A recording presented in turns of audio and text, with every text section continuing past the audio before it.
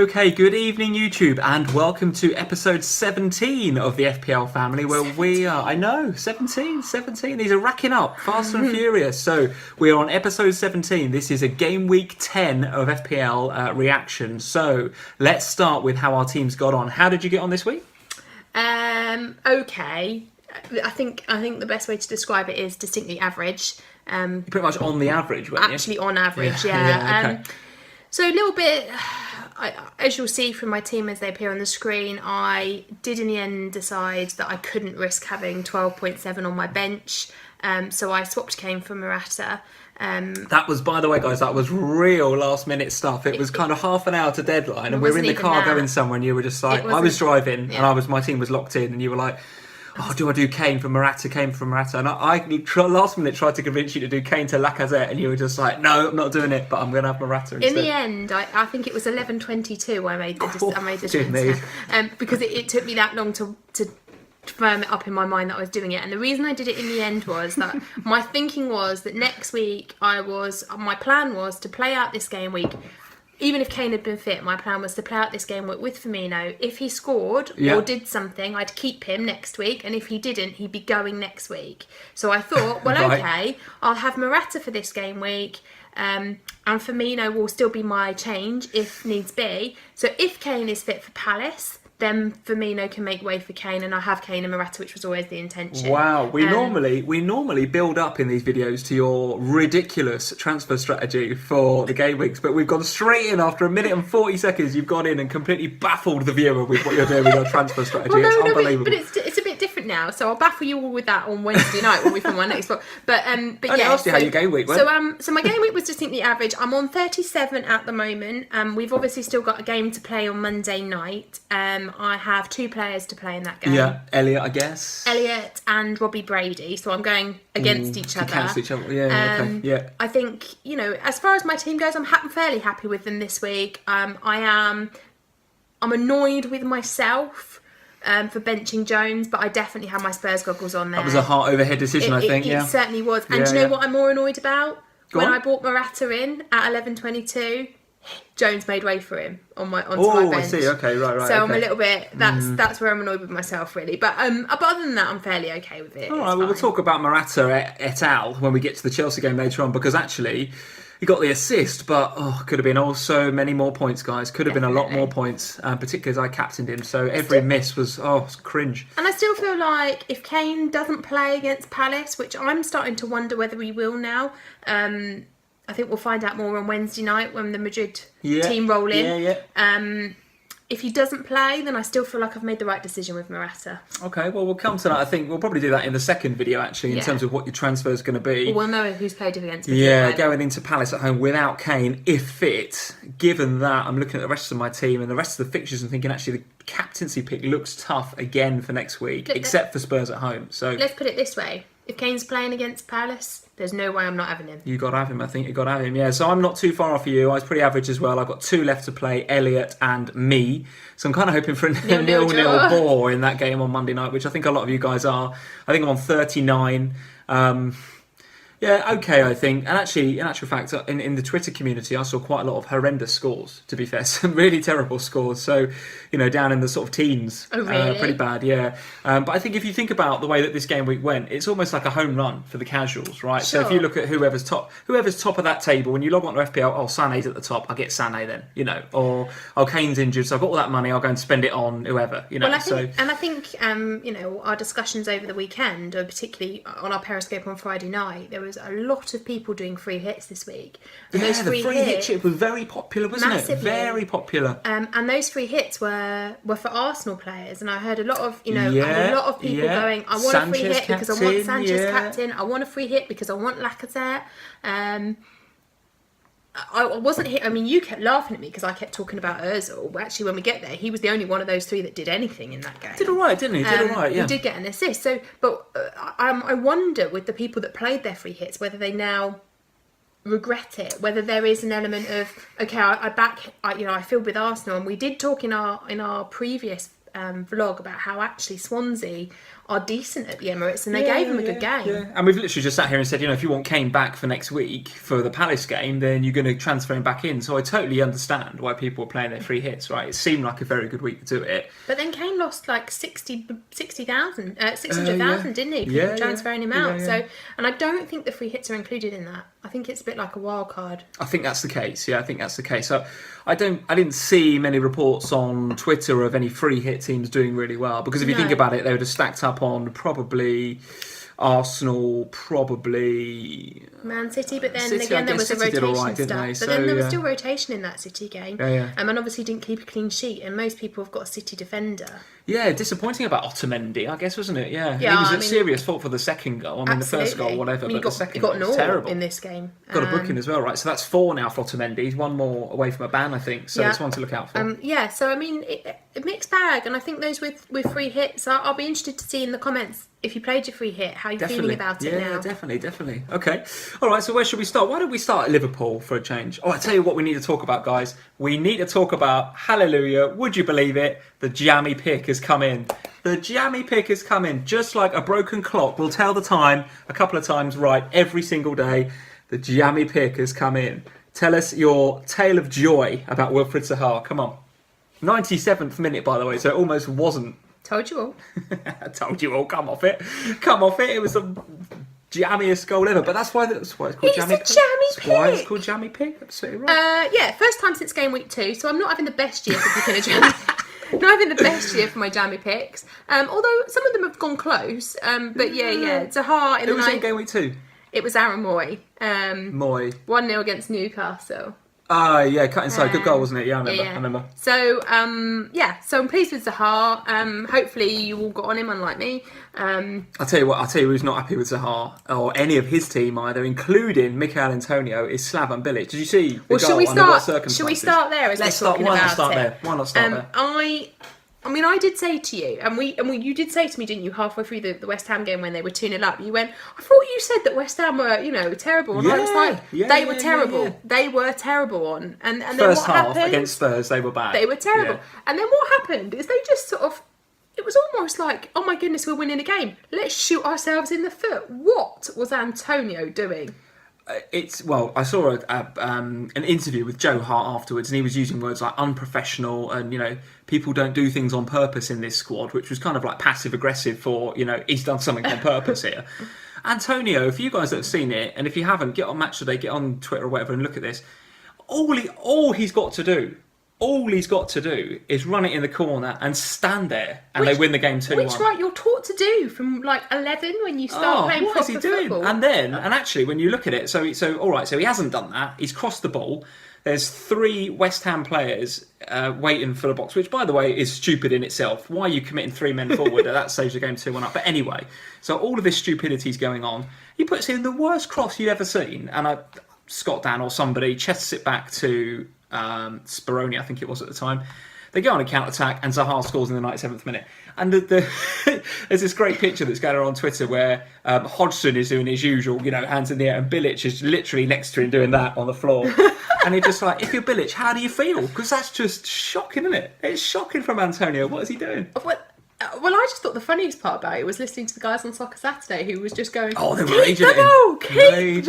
Raging at him. If you're Bilic, I don't know. I mean, you've got to be worried about your job, surely, if you're Bilic, when you've got players doing that to you. Honestly, like... How do you compensate for that, though? Because, all right, you can't, everyone's saying, you've blown a 2-0 lead and now your job's on the line again. If his players just weren't complete plonkers, he'd have won that 2-1 and everything's happy days. So. I mean, it's ridiculous, really, isn't it? But, I mean, credit to Palace, I think, for keeping going. Yes, I think you have to say that, given where Palace have been this season, the fact that their players in the 97th minute are still having a go. So from an FPL perspective, Zaha's getting the points there. Zaha, also Loftus-Cheek for you, an assist for Loftus-Cheek, which I was very happy about. I was expecting a 2-pointer from him on the 90th minute, and then in the 97th minute he pops up with an assist. To be fair, he's passed it to Zaha, and Zaha's kind of gone to the byline, come back and whip one in the corner, so it's hardly an assist, but we'll absolutely take it. Take all the points you can. 100%, yeah, absolutely. So I was very, very pleased with that 5-point win in the end. I think from that game, from a fantasy point of view, the thing to say is that the players that you would have anticipated doing things did. So Zaha, for for West Ham, Chicharito. I think Creswell getting an assist. Creswell, yeah, we've been talking about Creswell for weeks now. He come up with an assist. AU, it was just standard players in that game. So from a fantasy point of view, I think if you're on those West Ham assets, although West Ham are looking a bit... They've got some shaky fixtures coming up. Well, I think they've got to play Liverpool next, so don't worry too much about that. They can certainly score in that game. But then they've got to go to Watford. They've got Leicester at home. Leicester hitting a bit of form today, as we've just seen. Everton away, and then Man City away. So I'm not gagging to get on any West Ham assets right now. But I'm just, I think if you've got them, I wouldn't be too upset. I wouldn't be throwing them out with the dishwasher just yet. I think, I'm not sure. They're at least the players that you would expect to do stuff. They are, I guess, is the point. All right. But yeah, I mean, Zaha I'm pleased with, and I still think that Zaha is a decent pick. And actually, if I was in a wild card position or in a position where I had 2 free transfers, I think I'd be thinking about him. Zaha. Well, let's have a look at Palace's next few fixtures, and I haven't looked at it for a bit. So Spurs away next, so very tough. But then after that, yeah, you're right. So Everton at home, Stoke at home, Brighton away, West Brom. So after the international break, you're right. Palace have got an opportunity there to go on a little bit of a run, I think. Yeah, I think so. Maybe Zaha comes onto the radar, or for real value, Loftus-Cheek. I mean, they've had a really hard start to the season, Palace, and it also it's difficult again for them obviously next week. But after that international break, I think if you've got some transfers, you want to free up a bit of money by dropping really cheap into the likes of Loftus-Cheek, or even Zaha. He's not expensive. Okay. Yeah. So, how did you get on in the Pep Weekly Lottery? How did it go for you? So I basically decided at the beginning of the last week that my emotional stress could not cope with Pep and his rotations. It's bonkers every week, isn't it? So I've decided that I am no longer going to play Pep silly games, and I'm getting off that bandwagon. That's a really, really risky thing to do, because they are scoring points left, right and centre. So I'm getting off the bandwagon in terms of dealing with his issues. I'm keeping Silva right. and I'm keeping Otamendi because they seem to be immune to his rotation strategy at the moment. Yes, they do. I think so I'm going to have them in my team, and I'm going to bank the points that they bring me. But for me, I just can't cope with this. Is he going to play every week? I just can't deal with it in my... Yeah, sure. As a fantasy manager, I can't deal with it. So I got off Sterling, I got Richarlison. Which in the end you're not happy with, presumably. Which in the end didn't go that well. But actually I looked at it and thought, do you know what? When that game kicked off, I was happy with my decision because Sterling didn't play. So it's a real tough one. I find it really hard to say that because, they get to the end of the game and Sterling, and we've said this before, and a lot of the guys on Twitter are saying this, if you kind of make peace with the fact he's only going to get limited game time, but when he does get on the pitch, he does get points. But I can't make peace with it, and that's my issue. So you'd rather have, say, a Richarlison playing because he's going to play. Well, look. But probably maybe not return in the way that Sterling's going to return. So at the moment, Richarlison is my third midfielder. Yeah. But because of the removal of Kane, but potentially he's going back in. But even if I put Kane back in for Morata next week, I've still got 4 million in my bank. So there's the potential to upgrade. Okay. I want Richarlison. I think he's a good player, but it gives me the opportunity to upgrade Robbie Brady to somebody like, actually could afford to go Robbie Brady to KDB with the money in my bank. Oof, okay. So I there is that options available to me. What about going Sané? Right, is that too obvious? I feel like I'm chasing the points if I get Sané, to be honest, because is he going to play next week? You've got this constant they're rotating. They've got Champions League in the week. So who's getting a start in the Champions League? Presumably it's Sterling because he had a bit of a rest at the weekend. I guess so. Yeah, I guess so. But we're guessing. That's the point, isn't it? Every correct. week. And this is where I just can't. Yes, I know I could get any of these City players, but at the end of the day, I can't deal with it. I can't deal with the stress of them not playing. All right, fine. Well, I think you're right to stick on Silva. And actually, from the highlights that I saw and the heat maps that I've looked at, he actually was getting in some very, very advanced positions. And there was a couple of chances, gilt-edged chances, actually. One in particular was a header.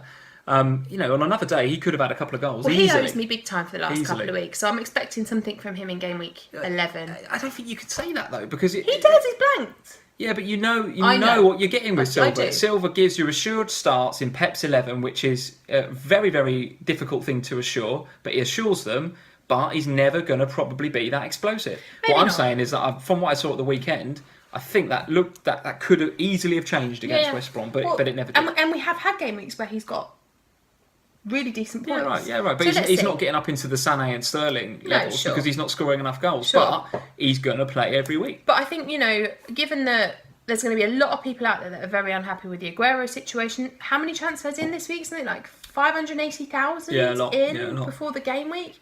To not get a start out of him, that's, and that's where I am with it. I just think, for me, I could spend my money better on players elsewhere. I know that City are in the informed team at the moment, and I know that they're the ones that are bringing in the points and scoring the goals. But at the end of the day, there are other players out there who will score goals. Okay, well, let me just read you their fixtures once they get back, or once we get back from the international break. So they've got Arsenal at home before the international break, but then it's Leicester away, Huddersfield away, Southampton at home, West Ham at home. Those 4 fixtures look prime. They look prime. If you've not got a couple of Man City assets there, and I'm considering which of Sterling or Sané I'm going to bring in, it might be Sterling, again, bringing him back in just for the sake of the value that he brings. But Sané's getting hard to ignore. I'm 100% holding Jesus. I'm going to stick with him because I think he's one of Pep's favourites. He seems to play. He seems to play, yeah. And then I'm obviously considering Otamendi at the back as well, despite the imminent suspension, which could happen, I suppose. So tell us how your Pep lottery game week was, guys. Did you have Sané? Did you captain Sané? Did you captain Aguero? And if you did, then who was your vice captain? So we're really keen to hear how you guys are playing the Pep lottery every week. It's not getting any easier, is it? No, it's not getting it's any really easier. not. All right. And yeah, it's really not. So let's talk about City's next opponents. So City's next opponents, they've got Arsenal at the Etihad, and Arsenal had an interesting game against Swansea, I thought, because again, we sat here on the last vlog and said if Swansea can score the first goal, they could cause trouble for Arsenal, and they did. And I want to talk about Tammy Abraham in a minute because I think he could be the answer to FPL this year. Actually, he could be the third striker we're all looking out for. Do you mean that I might have got something right? Honestly, I mean, this keeps ticking over, and at 5 point whatever he is, he's getting very, very hard for me to ignore as well. But what did you make of the Arsenal performance? So again, that heralded front three of Ozil, Lacazette and Sanchez all played. Returned to a degree with Ozil, but a Sanchez blank was not great, and Lacazette blank again. So in actual fact, it was Ramsey and the beast Kolasinac coming up with the points. So I wasn't surprised to see Swansea doing well at the Emirates. As I reeled off the stats last week, it seemed as though that they were going to, they'd go there, they'd give Arsenal a good game. I don't know with Arsenal. See, you look at the likes of Sanchez and Ozil, and we talked in a lot of detail about them in the last vlog. I like the look of Ozil, I really do. I like the look of Sanchez as well, but he's so expensive. And there's such better options in that value. I'd rather spend that money on other areas. Do you know what's swinging it for me with Sanchez I mean, clearly the guy's class, right? He's a class player. But as with a lot of these South Americans that tend to have a bit of an attitude, and that's not me being xenophobic, I think it's just Sanchez is a bit like that. I thought that he would come back to Arsenal and want to play for his place in the Chilean World Cup team. They ain't going. So is he now kind of drifting through this season waiting for a transfer, or is he going to get transferred in January? Well, this is my thinking is that is he going to be there in January? I think it's becoming increasingly apparent at Arsenal. Can you imagine City if he goes to City? No, I don't want it. I don't. The last thing I want another option in the Pep lottery. Can you imagine? At City, it's bad enough as it is. And they're good enough as it is. I don't want them having anyone else. However, I'm looking at the likes of Ozil and Sanchez, and I'm thinking to myself, it's almost like Arsenal fans. I can't. You've got some really quality players there, but they just don't seem to be doing the business for you this season. They got the win. You can't complain with that. They got the win. They just, for me, it looked like they had 15 minutes of good play out of that game. Yeah. And I guess that's all it takes, They won the game in the end. Kolasinac, you want to get him in? I think him and Ozil are the only ones that I would actually consider out of Arsenal. Kolasinac, yes, I think you have to have him up there as an option. Definitely. I think I want to see a bit more consistency from him. I think those of you that kept faith in him, then fair play, because it's a 14-point haul that you've got this game week. So top point scorer for this game week, I think. I can't think of anybody else, right? So 14 points from Kolasinac. If you've kept the faith, that's a fantastic shout. But you've had to endure several weeks of nonsense and guff from him to get that 14 points. And what are Arsenal's fixtures looking like? You just said that they've got City. Yeah, good shout. Okay, so they've got some tough. So they've got to go to the Etihad before the international break. Then when they come back, it's the London derby at Arsenal, I think. Yeah, it's at Arsenal. And then they go to Burnley, which is tricky. Huddersfield at home, and then United at home. So City, Spurs, Man United, and a trip to Burnley. See, so for me, in the next 5, those fixtures don't look good for me, no. and I wouldn't be getting Kolasinac on the back of those. No, and for me, that would be enough to say I'm out of the Arsenal. I'm keeping them on my radar. I'm watching them, but with those games coming up, I can't see any big hauls for players there. You might get a goal here and a goal there for some of them. Sure, they've definitely got the potential to score goals. They've definitely got potential to draw or win some of those games. But for me, they're not going to win them by a margin. No, okay, I think that's the right thing. I think we just keep a watching brief on those Arsenal players. Yeah. And you're right. They got the win, but I'd much rather talk about Tammy Abraham in that game. I thought he looked lively. Got the assist for the goal again for Klukas' goal. On what price is he? 5.8 or something in the game at the minute. I mean, this guy is ticking the points over really, really nicely for a 5.8 forward. And I felt like Swansea were unlucky in that game. They played really well. I thought they were a bit, yeah. They're feeding him the ball really nicely. They're giving him... a goal ruled out for offside as well, which was marginal. Yeah, marginal goal. I think it was the correct decision in the end, but it was marginal. Yeah. But yeah, I mean, they're assisting him well. He's getting into good positions. Swansea are looking like, a decent side this season, I think. They're really... He's doing a fantastic job, I think, down there. They're looking organised, they're looking structured, they're looking like they're playing all right together. Then I'm not suggesting for any reason that they're going to be anything other than a mid-table team, but... I'm not going to wax too lyrical about them. I think they're doing okay. But there are but within that squad, there are some definite players in there that you think, yes, as a fantasy asset, Tammy Abraham right at the top of the list. For a fantasy asset, if you want to play a strategy like I am... Who else are you thinking of in that team then? Well, I've got 2 of them, haven't I? Because I've also got Tom Carroll. I'm not looking at Tom Carroll thinking he's a fancy asset. I'm thinking he's a filler because he might get an assist every now and again. But my point is, if you're looking to play the game in the way that I do, which is to have 2 key strikers and a spare, I think Tammy Abraham is a great option there. Yeah, okay. Yeah, I think if you're playing... Yeah, if you're thinking of that heavier midfield, which actually we'll come to in a bit because, I think Hazard has put himself very, very much so back on the radar. Yeah, absolutely. And if you're going to do that, then you possibly don't want him and Morata. No. So you possibly could do Morata to Abraham and then... So you kind of get this... Do you want kind of Abraham and Hazard or do you want Carroll and Morata? Yeah. For me, you want... the first of those. You want Abraham and Hazard, in my opinion. Yeah, and that... so we'll see. We'll come to that in a minute when we talk about Chelsea. Yeah, I mean, and we can talk about that next week when we talk about our chances, but that's certainly something that's the way I'm using my team this year, and I really like Abraham in that third striker position. I think he's a good option. Okay, so why don't we do that then? Why don't we go to Chelsea? Because that was a good result for them. A little unconvincing, although it could have been a lot better for Alvaro Morata, in my opinion. There was one where it was ruled out for offside, and again... just about it was the right decision, but it was really marginal. And then he missed a sitter. He missed an absolute sitter where Begovic really shanked his clearance. He went to Hazard. Hazard put him through, and you put your house on him score, and he missed it. And then he was through 1-on-1 with Begovic, and Begovic has made a good save. So on another day, Morata gets, dare I say it, potentially a hat-trick and an assist, and everyone's drafting him in. So I'm kind of happy to keep right now on the back of that performance. I think... Yes, I mean, I got, as I said earlier, I got Morata in very, very last minute on Saturday morning. I'm fairly happy with the returns from him this week, but the more that I think about my team and the way that I want my team to be, I really like having a heavy midfield. And at the moment, I've actually got neither because I've got so much money in the bank. Right. So my current thinking is that obviously this all very much depends on what happens with Spurs. I won't be doing Morata and Hazard in the same team, but my long-term strategy... No, I think that's a bit overkill, Chelsea, yeah. I do, yeah. Because I've also still got Alonso as well, remember, so I don't want 3. Yeah. So for me, at the moment, what I'm thinking is, if Kane is fit for Saturday, I'll do Kane in for Morata, and I'm going to upgrade Robbie Brady to Hazard. Okay, I kind of like the sound of that. And again, we've spoke about the Chelsea fixtures before. I think they've got a game against United next, which is tough. At Stamford Bridge, which is clearly a difficult game. But when we come back from the international break, except for going to Anfield in game week 13, but they can score they can score in that game for sure.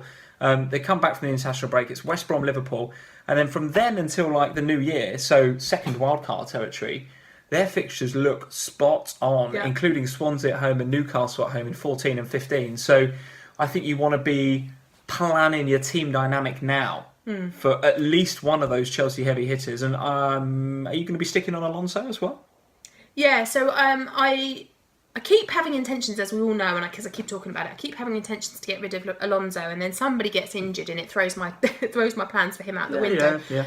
But actually, I'm now looking at him, having got me 6 points this game week, and thinking, do you know what? Money's not an option for you, though, right? You're 4 in the bank, so not like I you're don't need the downgrading money. Alonso. I don't need the money. So I think I'm going to stick with him because whilst they've got to play United at the weekend, after that, I'm looking at it thinking, all right, he might not keep a clean sheet, but with Alonso, there's always the potential that he might just pop up with something. Or free kick or whatever, right? So exactly. Yeah. So I am now thinking, well, maybe I stick. Less so set pieces, I guess, now with Hazard back. Yeah, but then he got plenty last season with Hazard playing. So I'm still thinking. I think I'm going to stick on Alonso now. Okay, all right. What do we want to talk about from that Bournemouth game? It's a shame to see Stanislas get a groin injury in that game because we called him out in the last vlog as potentially one we may look at. I mean, I wanted to see more from Bournemouth. Clearly, I want to see how they get on in the next few fixtures. But in terms of the ticker, they look great. Newcastle, Huddersfield, Swansea, Burnley, Southampton. The fixtures look really good. And if you were going to consider anybody, Stanislas may have been one of those because it's a cheap enabler. But as we've talked about before, I think Bournemouth's fixtures are starting to look decent now. Charlie Daniels is about to go down in value. Yeah, he could be a 4.8 or 4.7, right? Yeah, and I really like Charlie Daniels as a fantasy asset. And I watched Bournemouth Chelsea last night, and I know you said Morata could have had a hatful, but I also felt like Bournemouth did quite a good job to get a 1-0 with Chelsea. They didn't. Yeah, I guess. They didn't look like at the beginning of the season. They just looked a shambles. Now they don't. Let's have a look at that for the next vid. Let's look at kind of shots conceded in the box stats and stuff in that game and over the last few for Bournemouth. I think there's been an improvement. I do. I think there has. I'd like to see some statistical evidence of it before I start investing in them. Sam Stats will come up with that then. I like that. But I'm with you on Charlie Daniels because if they can start keeping clean sheets, the chances are you're going to get an odd assist from him. Actually, maybe another wonder goal like he got earlier on. And that was actually part of the reason Hazard had such a good game. I thought Saturday night because Charlie Daniels, he's a very good defender, but he also likes to get forward. And every now and again, he left a bit of space in behind for Hazard. In particular on the goal, I think Hazard got the wrong side of him. It meant the defender had to come across, and Begovic should probably save it as well near post, but nevertheless, Hazard gets the point. So there's a few Hazard captainers out there this week as well. Was there? Yeah, there was. So I think he's reassuringly expensive, I think, as an FPL asset. Okay, well let's put me back in my misery again. Let's not talk too much about it, but go on then. Chelsea's next opponents are obviously United. I don't really want to talk about it too much because it greatly upsets me, but there's a couple of things I think from a fantasy point of view we need to talk about. Go on. The first one being that Ben Davies played. Yep. Okay. So lots of people transferring him out, and I found it really interesting that Ben Davies played this game week. Now, I can't work out still yet in my head why Ben Davies played this week, and I think it was because he didn't play Sanchez. Did Sanchez just get a rest ready for Real Madrid? But do you rest somebody against Manchester United? I don't know. I can't quite work out what went on there, who's playing. And so from a fantasy point of view, I still think if you got off Ben Davies, you've probably done the right thing. So if Ben Davies plays 90 against Real Madrid, are you expecting him to pop up against whoever you've got next against Palace? Or is he going to rest him? I don't think so. Because this is it, and this is what we keep saying. He's a rotation risk now. He's got to go. And it's the same with Trippier. I think whoever plays on Wednesday night won't play against Palace. Totally. So you've got Rose and Davies on one side, and you've got Trippier and Aurier on the other side. And so I think if you're going into next game with a Spurs player defender, watch what happens with Madrid. Yeah, okay. The other thing I wanted to talk about from that game was Lukaku. Yeah, now, okay. What did you think about Lukaku in that game? Again, I don't think United were overly ambitious, so therefore he was potentially a bit isolated. He's not really got that dynamic behind him like he used to have with Pogba, and Mkhitaryan looks way a totally different player. He has regressed to something ridiculous, Mkhitaryan. So if you're still on him, and there's about 1 million players that are, he peaked at about 1.7, but 1 million are still on him. I think you've got to be looking to get rid of him. But for Lukaku, Do you know what? I'm happy to keep him. He keeps just ticking over. We've had 10 game weeks and he's only blanked in 2. So he keeps ticking over. All right, he got an assist in that goal, an assist in the Spurs game. Could have had a goal just before the Martial goal where he hit the post. Very unlucky with that. And should have actually had a goal. And possibly should have had a goal. So do you know what? I'm actually not looking to ship out Lukaku anytime soon. Appreciate they've got a tough game next going to Stamford Bridge. And after that, let's have a look. United. So that's, you're right. So that's why I wanted to keep him. Newcastle at home, Brighton at home. And then, all right, Watford away, Arsenal away looks trickier. But for those 2 home games, I think I want Lukaku. So it'll be interesting, won't it? Because I think where I was going with the Lukaku comment is I've up until now have said, no, I'm Lukaku-less. I haven't had him yet this season. You thinking? I'll tell you why I'm thinking about it. And I'm only thinking about it when Pogba comes back. Because I think that Pogba, they have really, really missed him. God, now, that's an understatement. Yeah, but not just that they've missed him, but they've missed, like, Mkhitaryan is just not the player that he was when Pogba's on the pitch with him. And Lukaku the same, I don't think, anyway. So for me, Pogba's supposedly supposed to be back after international break. That is what they've said from the beginning of his injury. I'll be interested to see moving forward, because that's obviously after the hard game against Chelsea. They've then got a nice run of fixtures. If Pogba's back, I think Lukaku becomes an even more impressive. Or Pogba becomes an option. Absolutely. Absolutely. Because obviously Pogba's dropped down a lot in value because he's been injured for so long. So that's an opportunity there. At the risk of upsetting you a bit more, shout out for Phil Jones. 3 bonus points again from this guy. Why do you have to say these things? Look, I mean, all you got to do is look at his CBI. You got to look at his blocks and his interceptions, and his, all right, they're sideways passes, but that means his pass completion is good. So he keeps rocking up with these 3 bonus points. Fabulous. Fancy asset. Value. As a fancy asset, he's fantastic value. He's got some. There goes a pen. Drop me pen. As he's hold on, I get it. You keep talking. As a fancy asset, I think he's fantastic value for money. Looking at the fixtures coming forward, thank you for Man United. I think after the Chelsea game, absolutely. If you're not on Phil Jones, why on earth not? I think fixtures or no fixtures, 5.2, 5.3, whatever he is, I'm nowhere near getting rid of this guy. No. He is unbelievable value. In a United defence that can keep a clean sheet against anybody, because we know Jose can do that if he wants to, even against the big side. So Phil Jones is all good. One other comment to make about United and Spurs. I am really, really keeping a keen eye on Mr. Eriksen against Palace, because he's now played in that deeper role 2 games in a row, and that worries the hell out of me, because he's been far less. He's been far more ineffectual, if that's the right word, that's the right phrase, in those last 2 games. So he's now got back-to-back blanks. Clearly, I'm not going to sell him ahead of Palace at home. No, clearly, I'm not going to do that. It'd be bonkers. However, if he plays in that deeper role again and there's a blank, I might have to start thinking about what I do with him, because he is very expensive. He's 9.6, 9.7 in the game, so he's up in kind of KDB territory. So Hazard territory, absolutely. So I need to think about what I might do with him. So keep an eye on that. All right, let's just move quickly through the last games then. So Watford and Stoke, not much to say about that game apart from. Do you think? I thought it was a real shock result. As they turned the form book on its head there. Well, I meant really from a fantasy point of view. But, certainly it certainly surprised me, the result, definitely. I think from a fantasy point of view though, I was disappointed not to see anything from Richarlison this week. I just expected in a game against Stoke, I expected a Watford victory, if I'm honest. Yeah, and I wouldn't be too upset. And the reason I say that is because Richarlison was, again, if anything, it's his finishing that's letting him down. Because actually, in the previous game we saw against Chelsea, should have had a couple of goals, let himself down with his finishing. And again, he was getting in those these dangerous positions this game week. So again, I watched the highlights of match today. Should have had at least a goal. So if he was out the game and he wasn't affecting it, I'd be more worried. I'm certainly not going to throw the baby out with the pram. I think he's a great asset. I'm definitely sticking with him.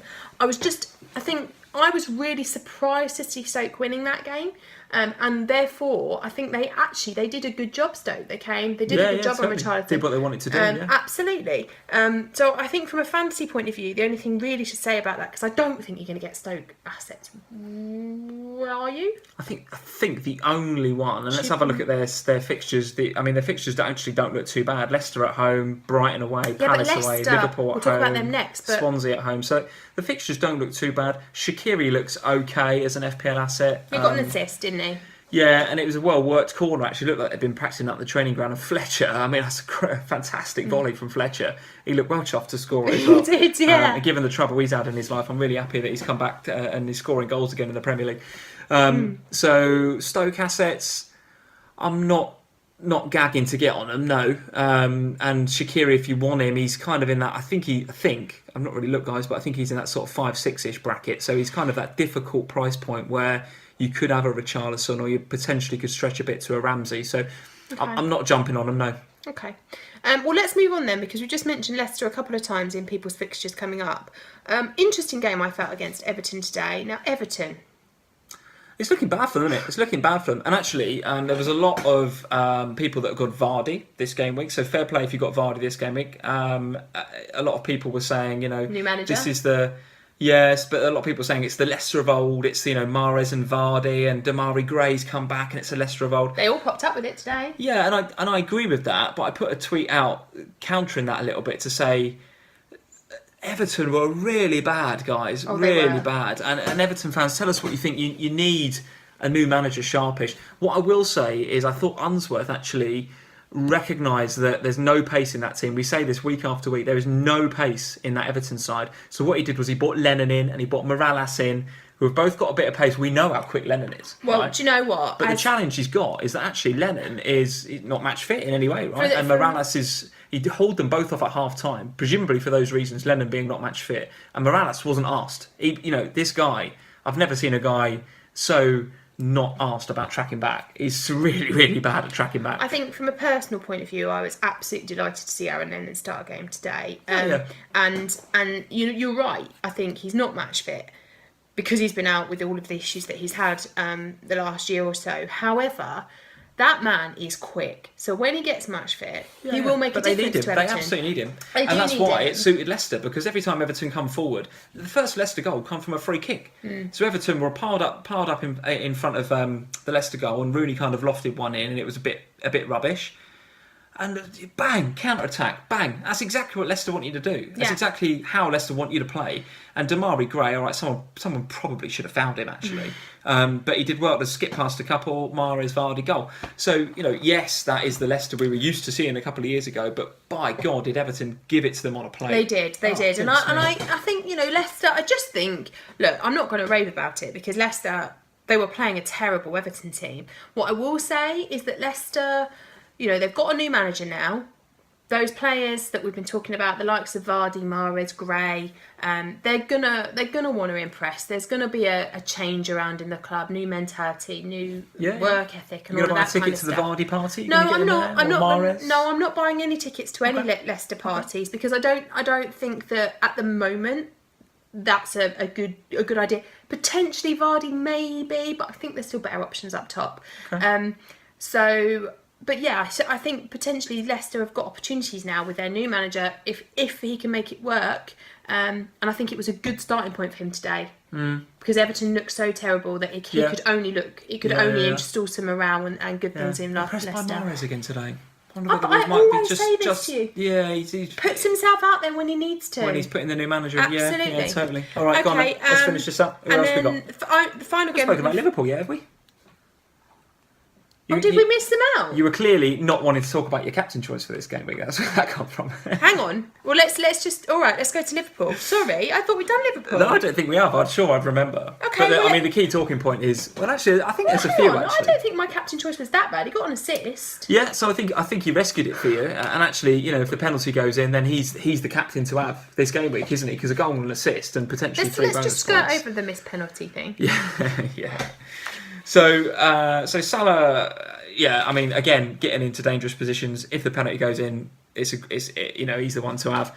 Firmino, I think's given you got a goal, right? So he's returned. And happy to stick with him.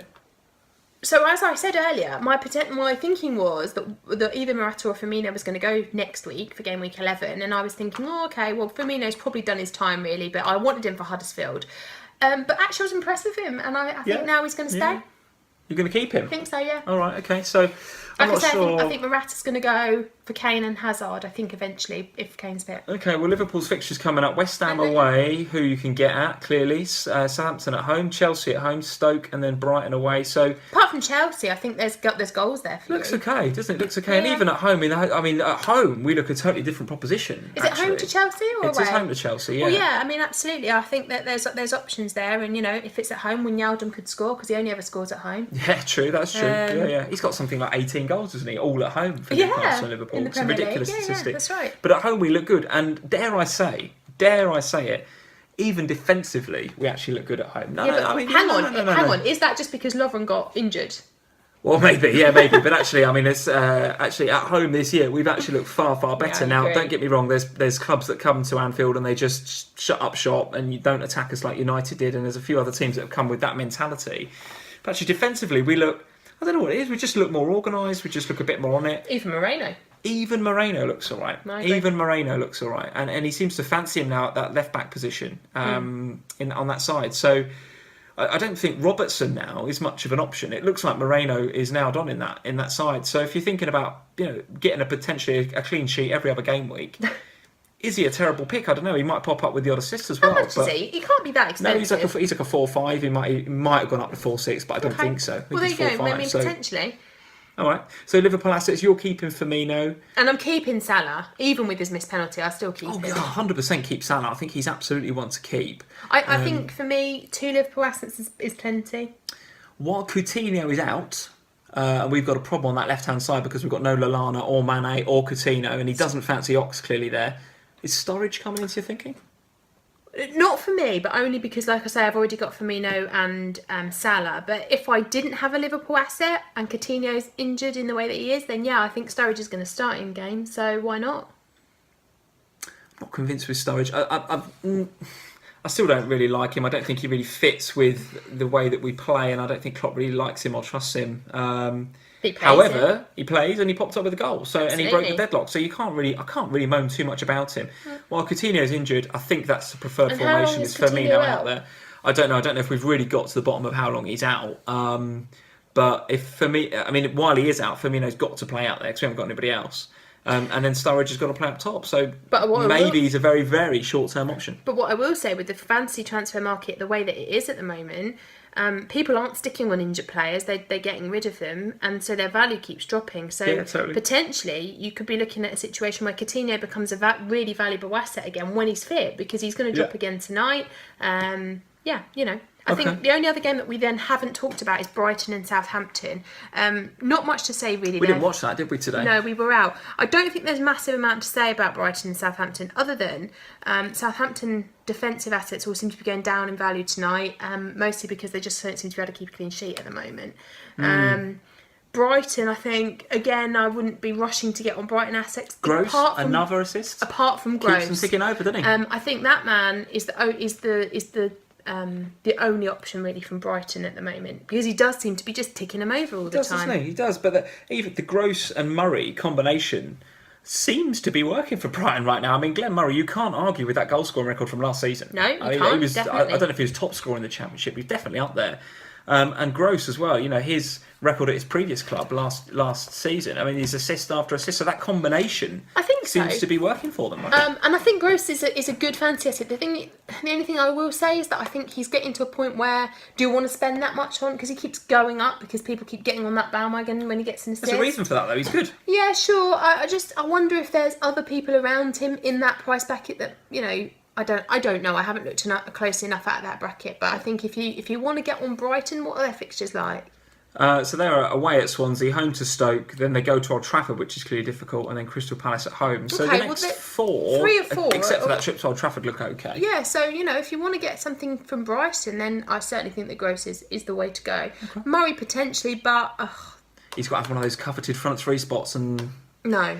They're too coveted, aren't they? They're still too coveted. Yeah, absolutely. They're still too coveted. Okay, we're done. All right, early thoughts on next game week? Any transfers that you're immediately thinking, I must get rid of that player, or I must get that player in? So this week we're going into a game where I haven't got any immediate worries or concerns about my team. My thinking all week will be on Kane. So I'm interested to see what happens with Spurs against Real Madrid. I think if we see Kane on Wednesday night, then we'll see Kane against Palace, and so my transfer will be Kane back in. If we don't see Kane against Real Madrid, then I'll be waiting for Poch's press conference on Friday before I decide whether Kane's going to start. So I really like the idea of having 2 free transfers over the international break, potentially having that kind of mini wildcard scenario. So if I'm going to do that, I've got to keep an eye on the Kane situation. If he's going to play against Palace, then clearly I want him. Clearly I want to captain him.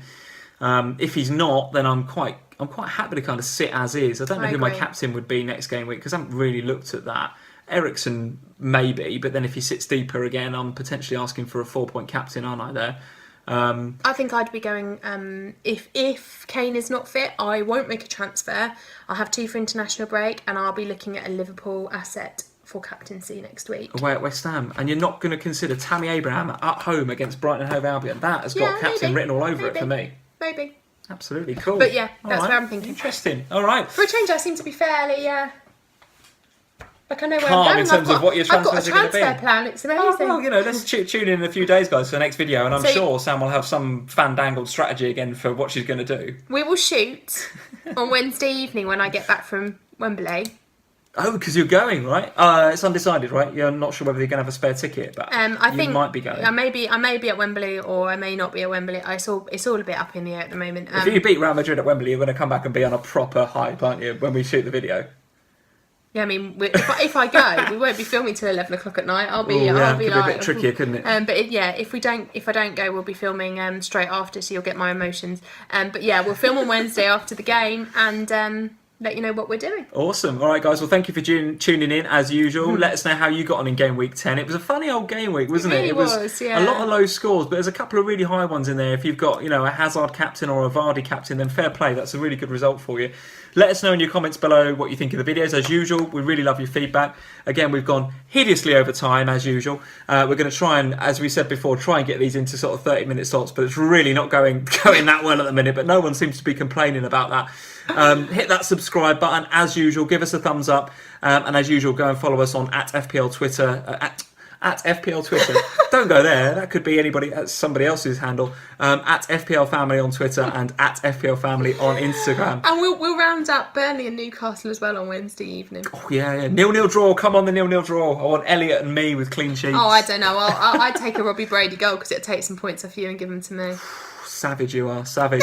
See you in a few days, guys. Good luck. Cheers. Bye, guys. Have a great week.